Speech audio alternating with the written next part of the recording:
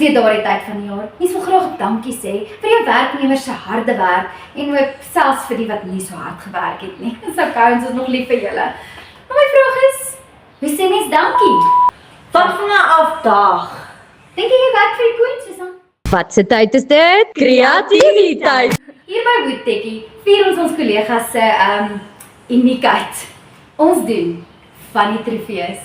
Ek is Carla en dis tyd vir 'n Woodtekkie sessie. Eerstens sny en graveer ons trofee uit 'n pragtige stukkie Akumi veneer. Julle het seker al agtergekom ons hou van Akumi. Ons sny natuurlik ook vir hom 'n pootjie. Dan sny ons 'n prettige prentjie wat by die trofee pas.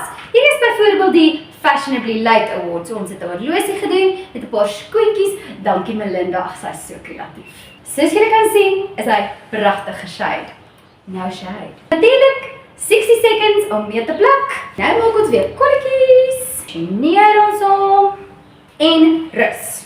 Is daar dalk iemand in jou kantoor wat altyd sê, kan jy my nou hoor? Ek het my sein verloor. Dan kan jy byvoorbeeld vir hulle die Can You Hear Me Now Award gee.